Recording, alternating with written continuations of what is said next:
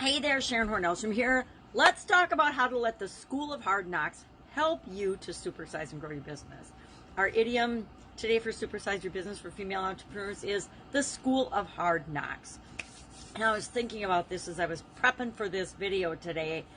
Have I ever met a business owner or an operator or even an executive who hasn't had to learn something the hard way? Every one of us as human beings has had to learn something the hard way. Think about when you learned how to walk. You fell down hundreds, if not thousands of times before you finally mastered the art of walking. We probably didn't master it right away. We started out clumsily walking, then we got better and better and better at it. But we took some hard knocks along the way. We fell down, we hit our head, we skinned our knee, we bruised our elbow, whatever it might have been. Almost all of us, if I can't think of a single person who hasn't had to learn something on our own the hard way. Now, it's nifty if we can get a coach or a consultant or be part of a mastermind or something, or buy a coaching program or something, or hire somebody that can teach us some of the lessons so we can shortcut from where we are to where we want to be as we're growing and building and supersizing our business. But the truth is, we still have to apply what we learn, apply what our coaches tell us to do, and take action. And as we take those actions, some things are going to work out for us, some things are going to bonk us in the head, and some in a very hard way, because there's lessons and things that we have to learn along the way. Every one of our businesses is different, and that causes a lot of people to say, oh, nobody can help me because I have to figure it all out myself because my business is different. I'm a unicorn and I'm so special. And the truth is, that's true. That's absolutely true for everyone because we are all unique and different.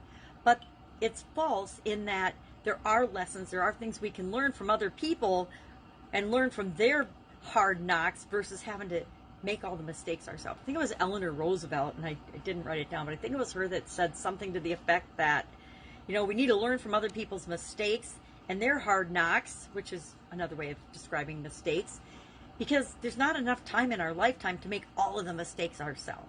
So one of the biggest lessons I've learned is to learn from other people, model other people, do what they've done that's worked for them, but don't 100% expect that just because it's worked for your coach, it's going to work for you in the exact same way.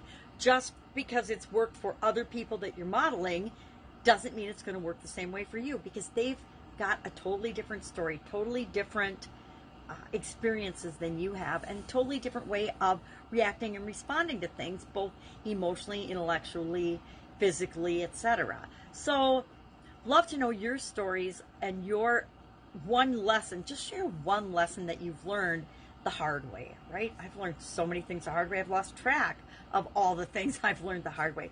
But I've also, as I've been learning things the hard way, realized that if I learn and study and read and grow and ask questions and model other people, I don't have to make all the mistakes that have ever happened in the world myself. I can learn from other people's and choose not to make those mistakes.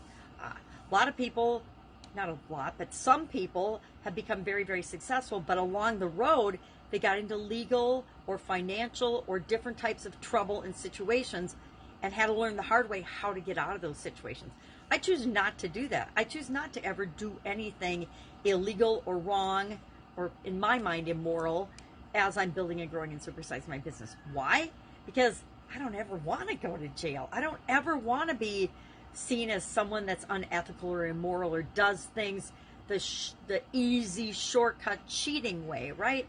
I think that we can be and achieve everything we want while still keeping our personal integrity and our morals and values and our ethics in place. I say, learn the lessons we need to learn. Know that we're all going to have some hiccups. We're all going to make mistakes. We're all going to have to learn and fix those mistakes, and some of those are going to be hard. I have found that the mistakes and the things that have personally affected and hurt me the most are when people that we've counted on and trusted let us down, or don't do what they say they're going to do, or betray us, or it turns out that their values and morals and ethics, when we thought they were a match, don't match ours. And I've had that happen both in my personal and my professional life. And if I think about it, those are the things that impact me personally the most. Now, some people couldn't care less. You know, they don't care what other people do at all. And the older I get, the less I understand. The more I understand, the less I know, but the more I understand that I can only control myself and my response to things. I can try to positively influence and impact other people, but it's always up to them, the individual, to choose what they're going to think, what they're going to believe, how they're going to act, how they're going to respond to everything in their life, and that we can only control ourselves and our own reactions.